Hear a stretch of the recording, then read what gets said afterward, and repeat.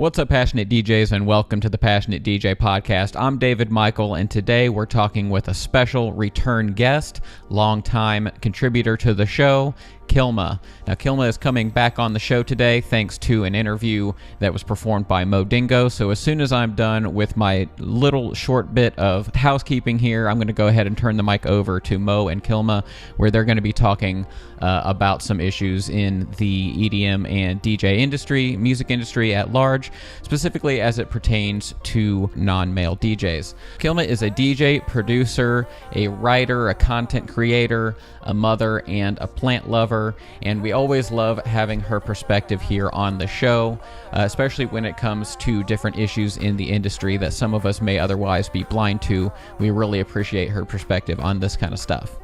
Before we get over to that conversation, just a couple of quick reminders of some things that Passionate DJ has to offer. Now, if you are a new DJ or you're just kind of dipping your toes in the water, you're thinking of becoming a DJ, check out my guide on how to become a DJ.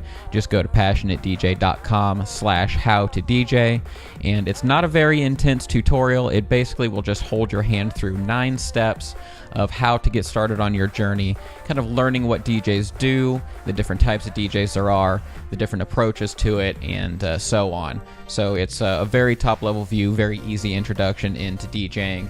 And since its first version that I made way back in 2013, it's helped thousands of DJs just like you to get their start. So go and check that out.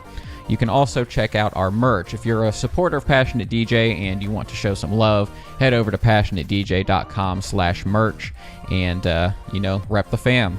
I also want to quickly plug our YouTube and Instagram channels. Head on over to youtube.com/passionatedj and look up Passionate DJ on your Instagram app. Make sure you give us a follow.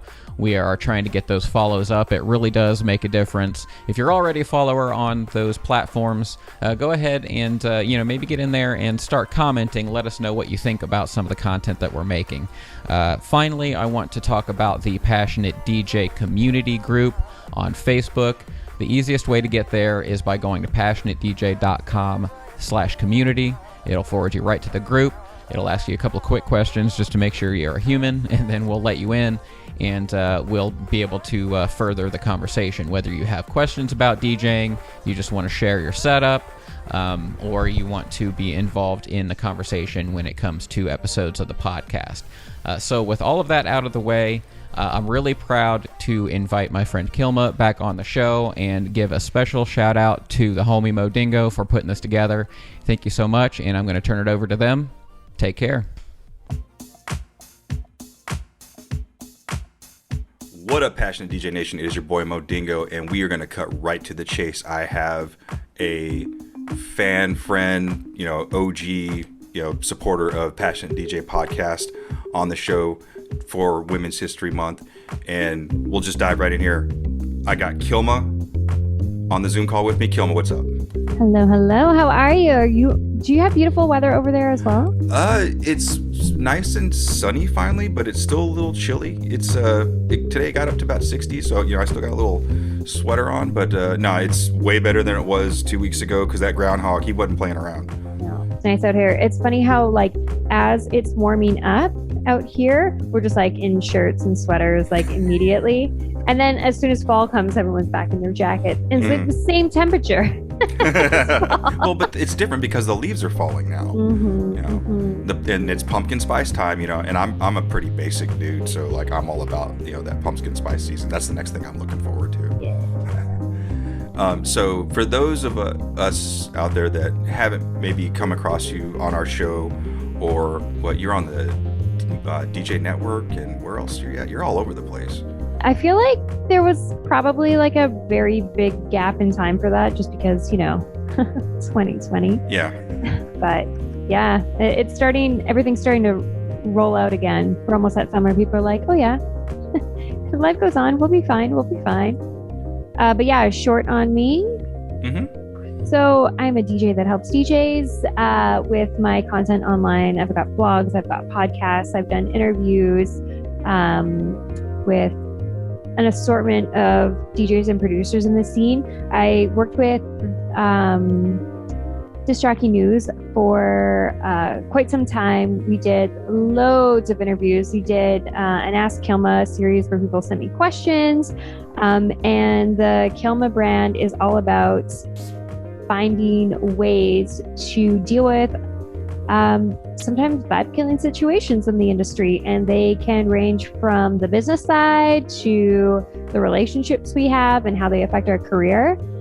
And yeah, God, I feel like it's been such a long time since I've done these. I'm like, what do I do again? And where can they find you out on social media? So basically all my social medias are at Kilma Music. Website, don'tkillmavibe.com. And now we are all on Twitch, so it's also Don't Kill My Vibe. And are you still doing Good Vibes Tribe? The Good Vibe DJ crew, we switched it up a little bit, and yeah, so I'm still putting out vlog content on my own website, tricks and tips for DJs, and there's definitely quite a focus on like managing time and just, you know, the relationships that we're dealing with, not only like our intimate relationships or with our kids, but maybe some of the business relationships we're trying to foster or maybe let go and move on to the next thing in our career. So yeah, there's a lot of stuff in there. So like I said earlier, you know, it is Women's History Month, and, you know, we wanted to celebrate, you know, all those women in our lives, you know, specifically women in the music industry and DJs even more specifically. And that's why we, you know, so very thankful that you came on and decided to be part of this with us. And just kind of conversations that we've had back and forth over the years. One thing we always tend to talk about is just the state of, you know, the state of DJing as it pertains to women. You know, I hate saying, you know, female DJs, you know, because DJs are DJs, right? At least they should be, in my opinion. But you've always been very helpful for me, before I even met you when I was a listener on the show, helped me to better work on how I can be more aware of my inherent biases about women in the DJ space. So let's talk about that, women in the DJ space. Yeah, gosh, there are so many of us. And it's so wild when we're having these conversations and I start naming off DJs and people are like, what? I didn't know there were so many women in music. It's like, what is that about? Why don't we know about all these different women in music? Because when it comes to pop culture, we know about loads of women singers and bands out there. So it's interesting to me because I feel like DJing is maybe a little bit easier than, you know, picking up the drums or like a guitar or even singing. Like I can't sing. I don't know how people have such crazy inflection in their voices, but then we've got the DJing realm where people are just a little surprised when they're like, what? I didn't know about her. I didn't know about this person. I didn't know there were so many women in my city that play music or produce music. Why do you think that is that? Like you said, you know, we know female singers, we know female musicians, but why is it you think there's for lack of better phrasing, maybe a blind spot when it comes to female DJs? Maybe because when they are on lineups, it's one as opposed to a majority of women and then maybe a guy or two. Just even though there's plenty of us to choose from, maybe it's just the habit of the boys club. Maybe it's the habit of like, we're just booking our friends. Maybe it's people just not taking the time to do their homework and see who is out there and ask questions. I don't necessarily put the fault on any one individual. But I mean, as DJs, when we're creating playlists and we're trying to get new music and something unique and interesting to keep the dance floor going, sometimes it's like, why aren't we kind of looking to see who else in our industry are up and comers and what they're doing? And so I think it's probably just more of maybe an individual thing, just people not looking for it. They don't expect to look for it. They don't expect it. The representation out there. But yeah, we exist. We're here. Maybe we're not putting ourselves out in the ways that you were expecting. So you also didn't find us. So yeah. When you say expecting, like, can you kind of dig into that just a little bit? Well, I think we might have talked about this before. Just, if you go on a search engine and you look for women DJ, female DJs, you will often find like the very sexualized, like Playboy Bunny DJ, which is fine, but just like predominantly that. Thanks, Google. When clearly the majority of us are not marketing ourselves that way. So I guess it depends on what the individual is looking for, what they're clicking on first, or what search engines they're looking for, or what keywords they're using to find it. And also how people are promoting themselves online. So I know a lot of women in music do not like using hashtags or any tags that say female DJ because, they don't want to be found because they're female. They want to be found because they are a DJ, but it's also a tool people could potentially use that might not be using it because they don't want to be associated with a certain look. So a couple things on that. When you say, the reluctance to use that hashtag female DJ, do people in positions that can hire female DJs, do you think they use that maybe as a tool? Oh yeah. To search out female DJs, and maybe those two things are not lining up correctly. And when, if I'm a promoter and I don't know any female DJs, I'm not well connected, and I need to book some warm up artists in a city that I'm not familiar with, and I might Google female DJs in Columbia, South Carolina.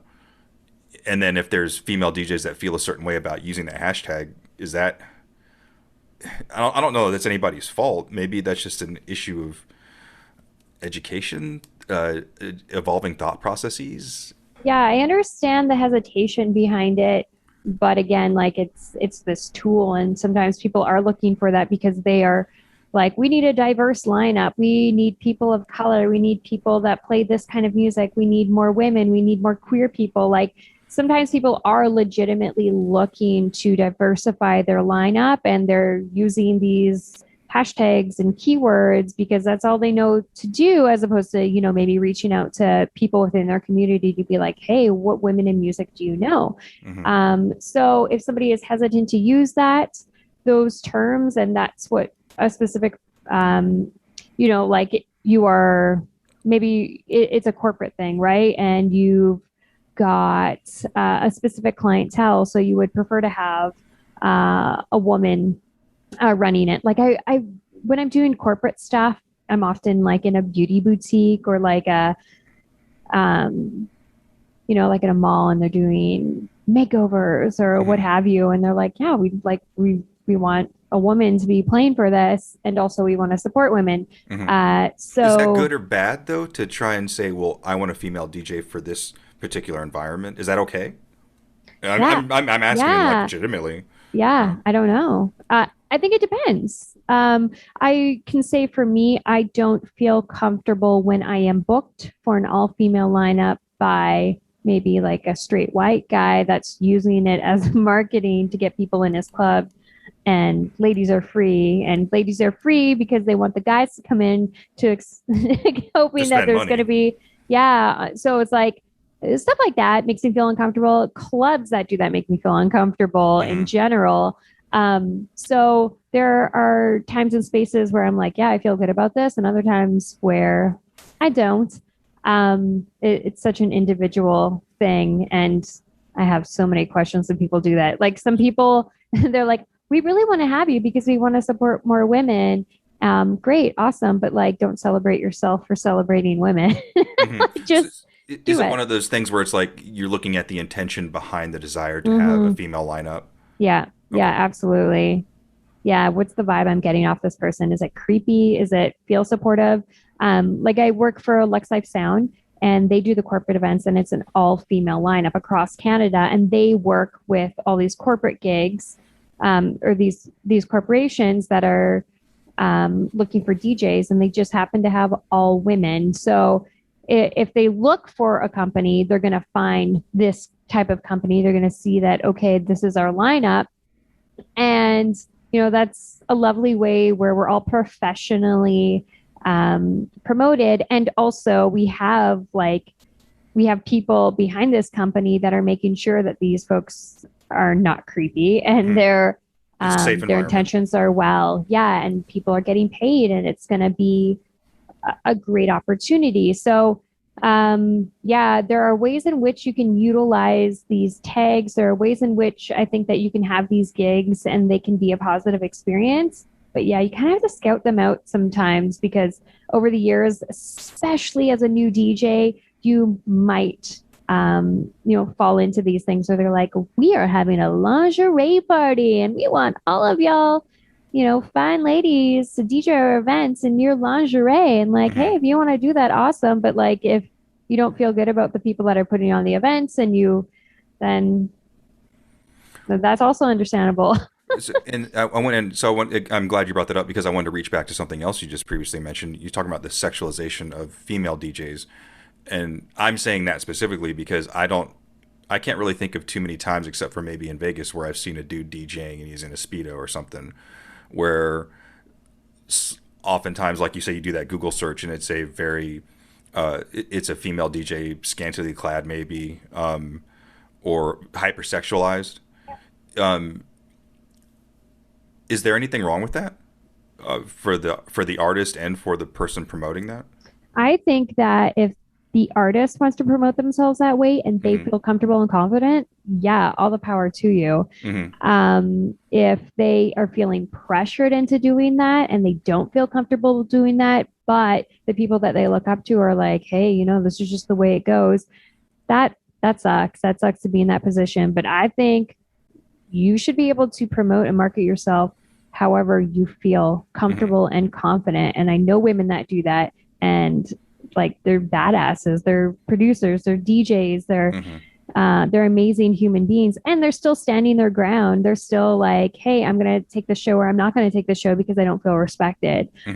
So, I mean, all the power to the artist to promote yourself the way you want to. And people that have issue with that, I would really question, like, what's that belief system about? And how many artists do you listen to that are utilizing like the sexuality of women to sell their brand, but you're okay with it because they're a dude and it's not them. It's like, it's just them objectifying women.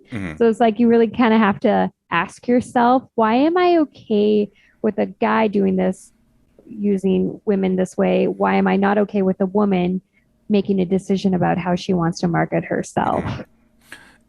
And I feel like there's a double-edged sword to that, because, like you just stated, for some women it's empowering. You stand your ground. You're still making sure your riders are filled, you're getting booked, and you're getting paid appropriately. But what is the unintended consequence of that DJ promoting themselves in that manner? And I'm not picking a side here. I'm just asking the question. Does that help? Does it hurt?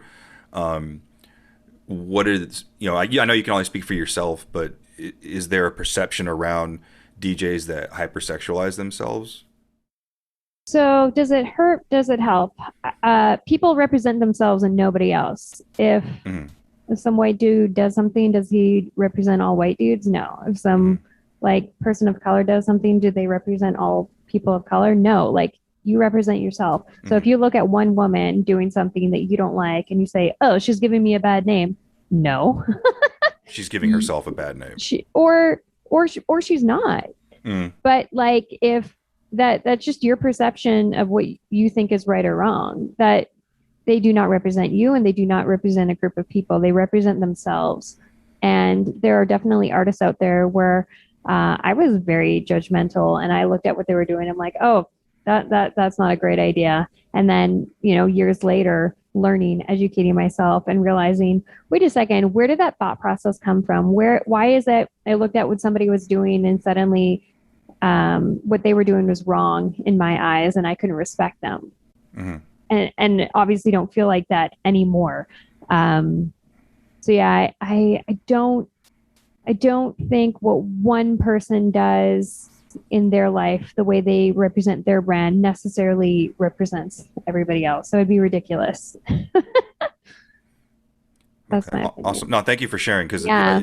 I have a daughter. I want her to grow up to be proud of who she is, whatever she chooses to do, and so like these things, they loom in the back of my brain, as a father, as a DJ, as a husband, as a son, so like these things are good for me to hear because I want to make sure that I'm not putting my lens on my daughter. Like if she wants to go, wear a bikini and DJ at a massive party, but she worked hard to get that party. Like I can't go, as a dad and run out there with a beach blanket and cover her up and, and bust up her set, because that's my lens, and I just have to love and support her for whatever she decides to do. And how many people go to music festivals and it's super hot outside and they take their shirt off? Mm-hmm. Like guys are shirtless at festivals all the time playing their DJ sets. Nobody says anything, Mm-hmm. but put a bikini top on someone, and maybe we should start putting bikini tops on guys. Maybe that'll. There you go. Maybe that'll solve the problem. So speaking of the problem, can you kind of tell me like what is the problem? What's the challenge? What's the disconnect? Just tell me about the problem itself with female DJs, in the culture. That's a really great question. So I'll back it up a little bit. When I'm reading self-help books, like the 1%, that small percentage of people that are doing really, really well in an industry, and you start researching them and what they're doing and what that's about, it's really interesting because you start to learn all of these different tricks and tips and habits that you can pick up. And it's wonderful and it's great. But sometimes people look at the 1% and they think to themselves, oh, it's such a small amount of people make it. What makes me think I can? Well, what happens when you start looking at the people that are super successful? And sometimes what I think the issue is the perception. We make these assumptions about how we think the industry is going to treat us based on our gender, based on our race, based on where we live. We just start making all of these assumptions about why we can't, as opposed to why we can and how we're going to, or maybe I don't know the how, but I know I'm capable of it. Mm-hmm. So, or willing to hustle hard enough to achieve that. Yeah, whatever that may be, I will figure it out. Mm-hmm. And for me, when I was growing up in the industry, I never thought it was going to be difficult because I was a woman. I never thought it was going to be easy because I was a woman. I did hear a few people say like both of those things to me, and it just blew my mind. I'm like, what? Like it was just, why would that matter? Yeah, because I just did not grow up in a world where that was pushed on me like it really mattered. But there was definitely, the fact that, okay, no, I won't go that direction yet. So thoughts get into my thing. So sometimes what I think the issue might be is the perception of the individual. So if a woman thinks it's going to be difficult and starts making up a bunch of excuses, which is something anybody could do, and a lot of people do. The self-fulfilling prophecy. Yeah, exactly. Okay. And it's really interesting because when I think about the people that said, like, what makes you think you can when I haven't, it was also like they're men. Internalizing it. Yeah, they were men. I couldn't have been successful. I wasn't successful, so how could you possibly be successful? So even though there might not be as many women in the industry, it would seem like those of us that are here are doing really well. And I think maybe one of the reasons is because we work together. We find our crew of people that are supportive, that are validating, and we push one another and we encourage one another. You can find that within a lot of different communities. I noticed the more women, the more queer, like the more diverse our lineup started getting, like within the city, the more you noticed a lot of those folks gravitating towards one another and boosting each other and throwing parties where, oh, it just happened to be all women and non-binary folks. Mm-hmm. Oh, it just happened to be like we didn't promote it as such. It just was. The tribe congregated on its Yeah. own. Yeah. So I think a lot of it has to do with perception of what we think we're capable of as individuals. I don't think it's impossible. I do think there's some parts of it that are slow to change, and it also depends where you live. Like there are parts of the world where it's not heard of for women to be doing this in music, let alone traveling by themselves. Or driving or Yeah. going to university or things like that. Yeah. Exactly. So depending on where you live, this might be more shocking than other places.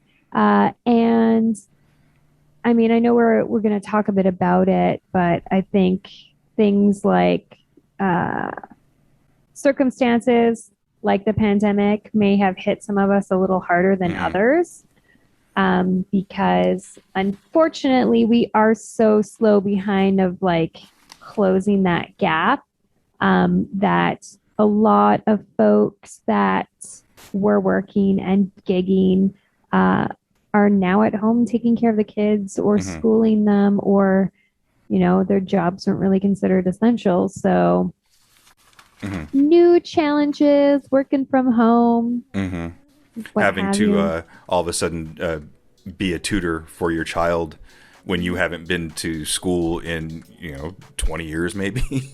And math is not the same apparently. And it was not my strong suit.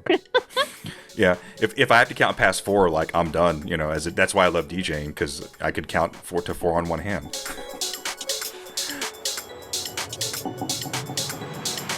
All right, we'll get back to Mo's interview with DJ producer Kilma here shortly. I quickly want to share a few things coming down the road from us here at Passionate DJ. First, keep an eye out for an extended scratch performance from a last episode's guest, Spare Change. Now, if you missed that episode, be sure to go back and watch it and gain some insight from a real competition turntablist. We also have an exclusive soulful house music set coming to our YouTube channel, which comes courtesy of the one and only Ike B. We wanted to show another side of Ike's DJing, so watch for that coming soon. And also on our YouTube channel right now, you can watch my coverage of the latest updates to the Denon Prime players. Engine OS 1.6 brings some great new features, including Dropbox integration and a very nice dual waveform view, so be sure to check that out as well. All right, now let's get back to our interview with Kilma as we listen to this lovely bit of house music that she put together. This track is called My Love. Back to Kilma.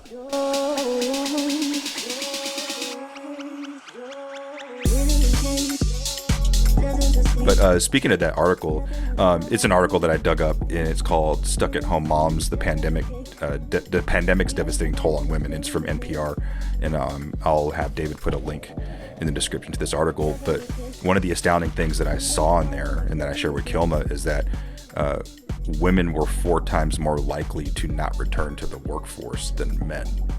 And it stated factors as like they called it the mom premium. Is that what it was? Or the mom penalty. Yes. Where mom generally is the one that is the quote caregiver. Usually if there's 2, and I'm just speaking in broad general terms, so please don't crucify me in the comment section. But generally if 2 parents are working and and a child gets sick, well, mom usually takes care of it. Mom, is the maternal, the cheerleader, the one that is always there to support, and dad is usually the one out there in the front, bringing home money to make all this happen. And the article talks specifically about circumstances where, well, what happens when the mother is the higher wage earner, and it was kind of concerning to think of it in that respect. Look, for me, all my children are grown, they're out of the house, but that's not the case for everybody. And I argue that most, as far as female DJs, like, how many of them had to take a hiatus or a break because they decided to have children? For me, I took a large gap because I had children, and that was all, that was a personal choice. My life as a DJ I decided needed to stop until and focus on my children and being a father, because this was something brand new and I was terrified. And it wasn't until I believe my oldest was about 14 or 15 when I finally decided to get back into it. But I chose to make that sacrifice. In some circumstances, there might not be a choice. You know, if mom was a DJ, again, speaking in generalizations, please don't crucify me. But so, can you talk a little bit about the things you saw in that article and how that impacts women too, because it impacts women differently than men? Yeah, impacts women differently, impacts people of color differently. We live in Canada. We are lucky in the sense that we got our stimulus checks almost immediately. And what was really interesting is that a lot of folks were making more money on those CERB payments than they were at work, because you were working part-time, minimum wage, and then trying to pay the daycare bill.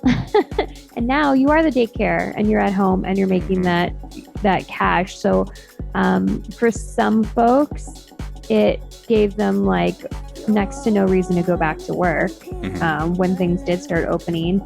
For some folks, because their jobs weren't open, they didn't get the childcare that they needed because they couldn't afford, or they weren't going back to work. So now it's not available. Before we started recording, like you were saying, there were limited spots too for daycare. Yeah, right? Like my guy is only in there for a couple of days a week because another family it needed 3 days and they only had the 2 days left, and I wasn't even at work yet. I'm like, whatever, I'll take it because sanity.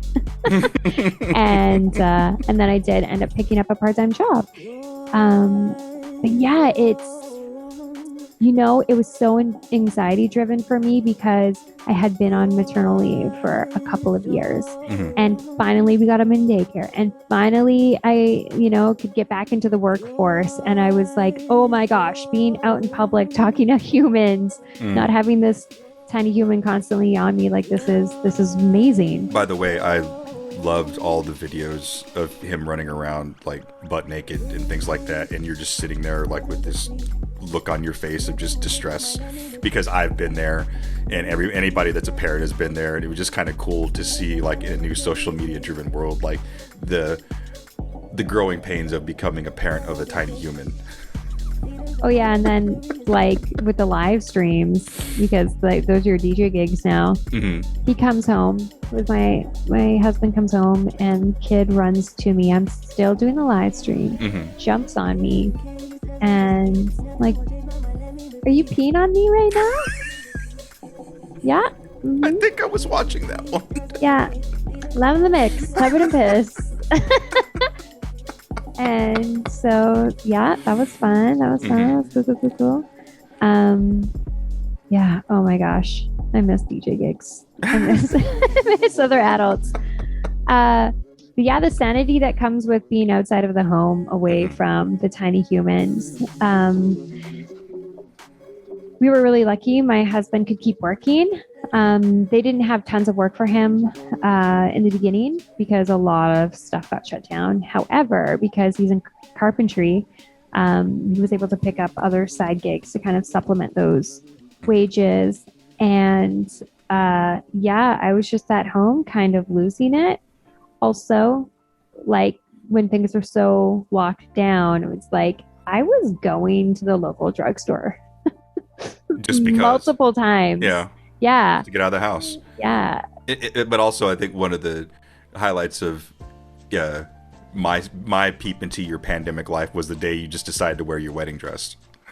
Yeah. That was like early on too. Yeah, it did not take long for that. That was not easy to get into.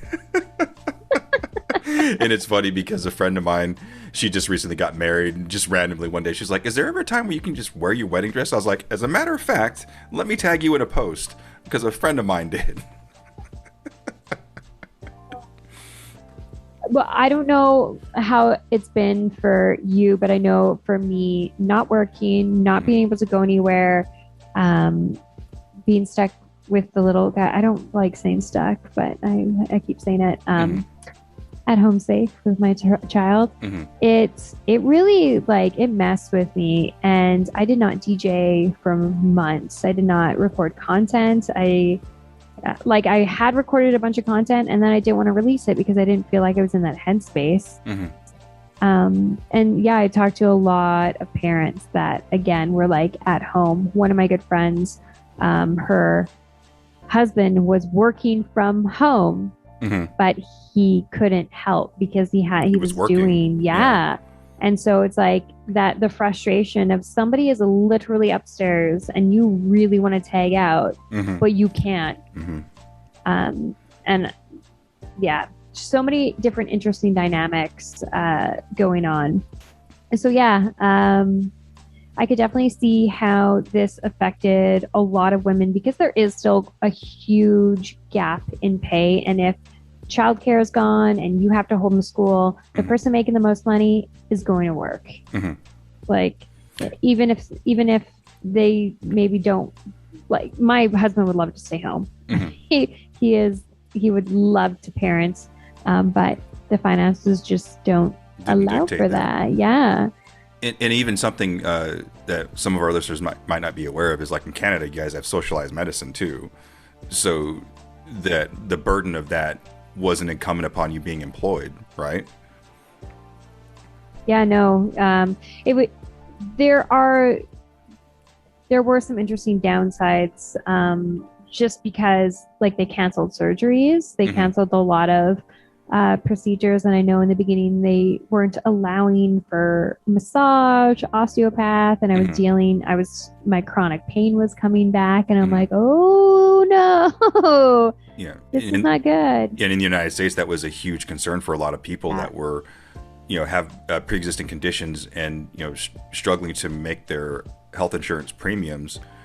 And if your income is cut out and you can't pay for your insurance, you can't take care of whatever your physical or medical challenges are.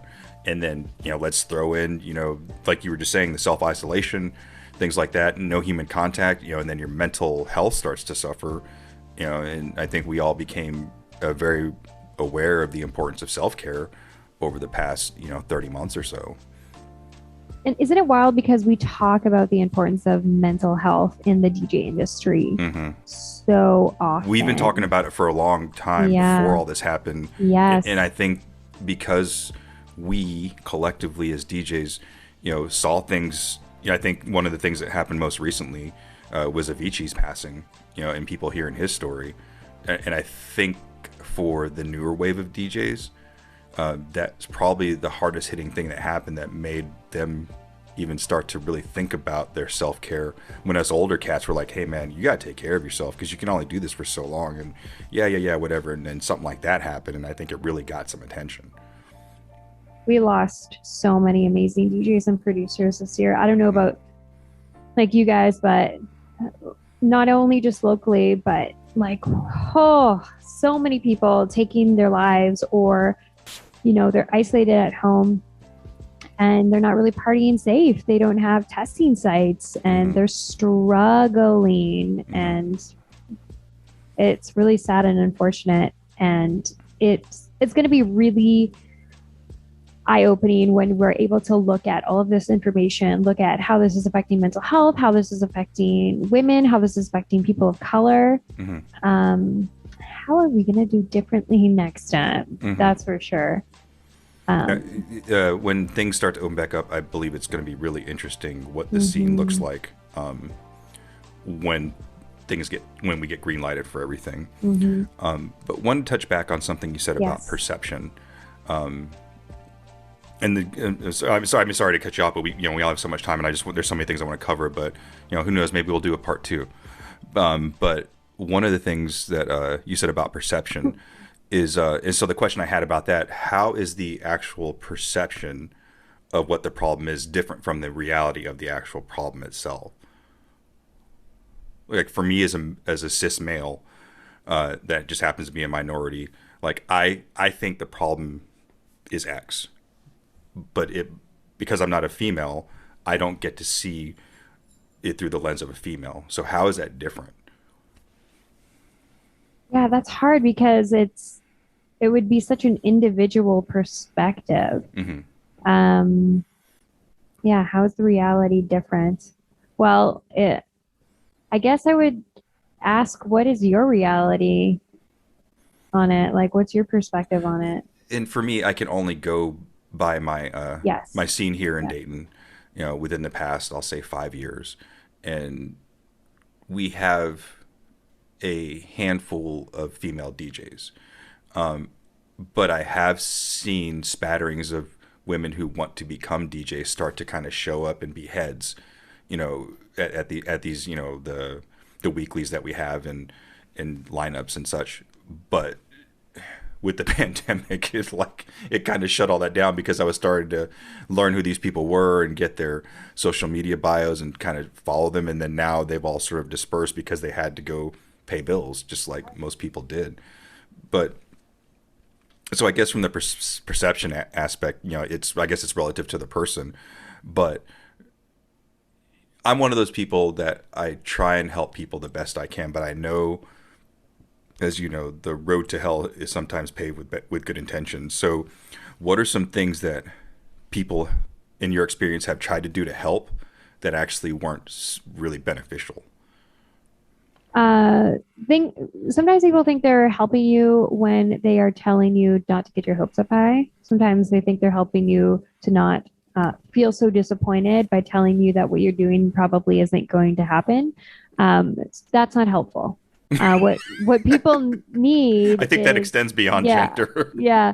Like my perception of it was that anything was possible. Hmm. The reality is anything is possible. You have to work your ass off, Hmm. which is why I just go back to the point of saying that it's such an individual thing. There's definitely the negative self talk where sometimes I will be like, oh, I don't know if I'm actually smart enough for this. But if I ask myself, why do I think that? It's because of something that happened in my childhood, right? Like Mm. something that I saw. We talked about this a little bit on like a recent vlog that I did, which Hmm. I It was feel on like I'm Friday. Yeah. yeah, I'm like unlocking all these like old memories that I didn't even think about because you're watching these podcasts and you're learning about the self-talk and what Hmm. that's really about for individuals. And I just like went back to this old memory of my mom, who I care about so deeply, talking about how she was just too old to like be able to accomplish the things that she wanted to. She just wasn't smart enough, and she didn't think she was smart enough because she didn't have the schooling. Hmm. And even though I knew that was bullshit, a part of me subconsciously took that on and was like, oh yeah, I didn't go to secondary school. Like I don't have like some university degree. And even though there's so much evidence in my life where I learned about things that when it's like I'm talking to a healthcare provider and I'm asking them about a study or I'm asking them about a potential treatment that they've never heard of, or oh, that's super interesting, I'm going to look more into that. And then the next time I see them, they're like, thanks for mentioning that to me, I learned this, that, and the other thing. It's like, Hmm. I'm not smarter than them, you're not, like, and they have information that I don't have, but together we can collaborate. And so this perception of your capabilities, just because you don't know everything about what there is to be, a DJ or a producer, it doesn't mean you cannot figure it out. But sometimes we have this negative self talk, especially as women, because it is so predominant in advertising and what we see our parents doing. Because, like I said before, like we're still so slow to catch up to like close that gap. And to this day, even though, like, I have these family members and friends that I so dearly care about, and they're amazing human beings, they still say some dumb shit, especially like, like to my kid when he's like being super rambunctious and we're like, oh, boys. No, it's not a boy thing. It's Hmm. a kid thing. This is just where he's at right now. And I was like that. I was like him. I was trying to break out of the house. Like my husband was Hmm. too. Like it's not a boy thing. It's not a girl thing. It just, this is where this individual is at. And I think we need to stop uh, pushing our perception of reality and which is a big reason why, again, when people around me were saying like it's going to be hard or it's going to be easy and this is why, I'm like, what are you talking about? Nobody has ever said any of that to me before. Yeah, I don't know if that's really answering that question. But it also leads to this white paper that you provided me that was written by Maureen Hancock about female DJs in Canada and the token quote gimmicky use of female DJs. And it said in the article that at once you were told by a promoter that you needed to dress sexy in order to get gigs. Is that true in your experience? So I definitely had people tell me that if I dress sexy, I would get more gigs. I also had people tell me if I dress sexy, people wouldn't take me seriously. And I picked up on that. If you look at my old like drum and bass promo shoots, you will see I wore the high top kicks, I wore the baggy pants, I wore the baggy shirt, even though like I dressed like a freaking Spice Girl all throughout high school. Like and it, to me, it was never a sexual thing. It was just a fashion thing. It was just this fun thing. But I heard that and I'm like, ooh, I like being taken seriously. How can I be taken seriously? Yeah, I like that idea. Oh, I got to dress this way. Cool, no problem. Guess what? Didn't matter. People still hit on you. People still didn't take you seriously.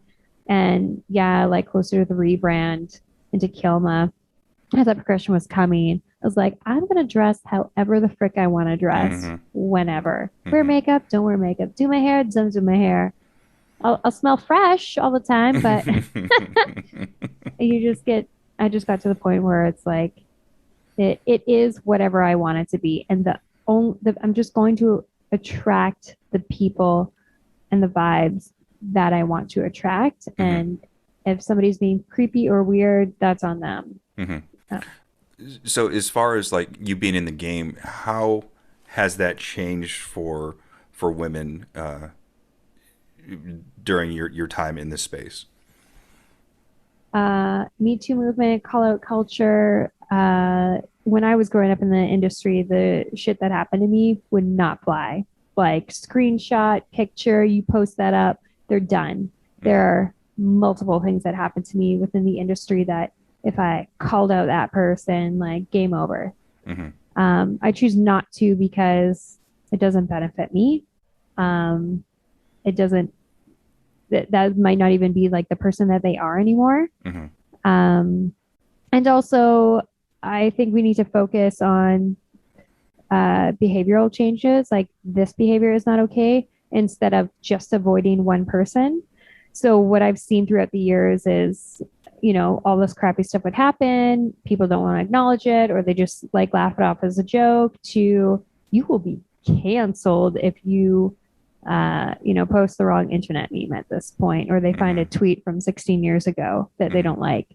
So that aspect of it has changed, accountability wise. Some of the positives that I've seen are more collectives of women working together, women, queer, non-binary folks getting together in collaboration in like Girls on Decks, for example. They've been running for years. Mollify, she's amazing. And we just did tell us a little bit about that you did on International Women's Day. Yeah, we did a live stream from 12 to 12. A bunch of women played on it, and you always see what's going on in the back end, right? Like, oh, I'm having trouble starting my live stream. Can you go like a little bit longer? Oh, my camera's suddenly not working. Can somebody like step in? And like Aset and Mollify were just like, don't sweat it. We got you. We'll figure this out. We'll jump online. I'll help you over here. We'll raid over when the time is ready. It's just positive, flowing, helped each other. And I mean, I see that all the time within the industry, with like especially among women and non-binary folk. But just the cool, calm collectiveness was so lovely, because like in my head I would be freaking out, but that response was so helpful. And sometimes, a lot of the times, when I'm working in groups, sometimes the guys get a little heated, and you're like, so let's find a solution. Like, let's do the solution thing. So I think that sometimes we're a little bit more well equipped because we have been told it's okay to have emotions, it's okay to fuck up, it's okay to go to therapy. Like, it's just like a lot of these things are more normalized. So when we are in these situations, it seems like we're lifting each other up. So where men might not ever been told it's okay to make a mistake. Yeah. Oh, Yeah, interesting. maybe. Interesting. Yeah. Yeah, it depends how you grew up. Not obviously like some guys are like just like Garrett was so like when he was doing emotion and there's like a tornado warning and I'm just like, dude is so chill. And he's like, it's what it is. Can't control weather. I'm like, so yeah, there's definitely like lots of cool cats out there like that. But just that community, it's just so lovely. And it doesn't feel like drama. And like we've been told that women are drama, and then like here we are like just lifting each other up and fucking getting shit done. And yeah, it's a beautiful experience. So what is it you would like to see? Like if you have your magic wand in the next 3 to 5 years, what are some things you want to see happen in the space?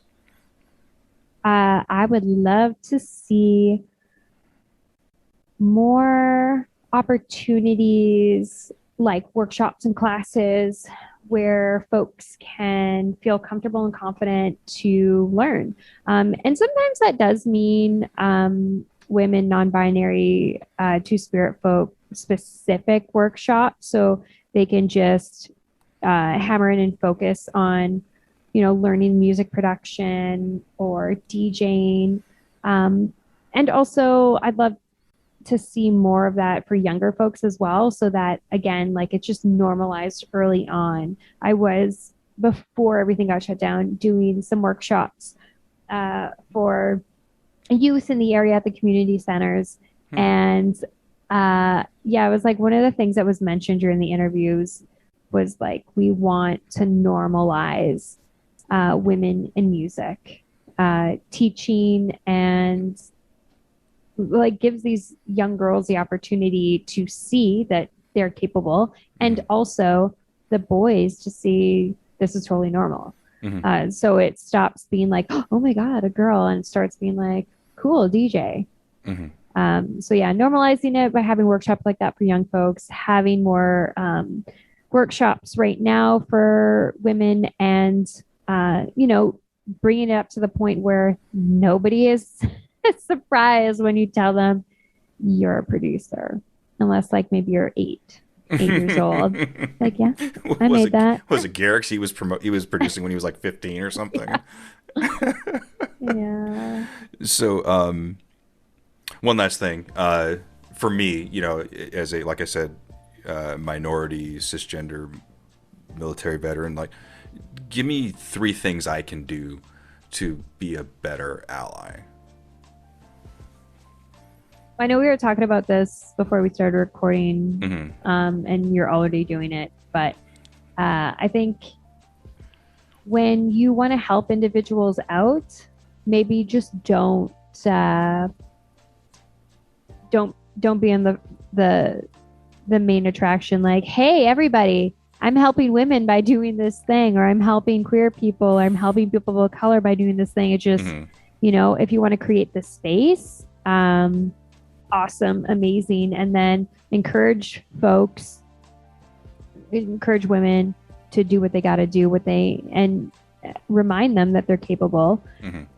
You're there to help, but also they're going to figure this out. 3 things. So that's one thing. We can count that as 2. That was kind of, yeah. Right. And then like, who's counting? who's counting? Especially for people that are parents, be cautious of the wording that you are using. So, it's not a boy thing. It's not a girl thing. I would go as far as to say, don't say it's a teenager thing. Because I'm going to tell you right now, when you make assumptions about people based on the hormones that are running through their body, and you start saying like, "Oh, I guess you just think you know everything now." Guess what? I do.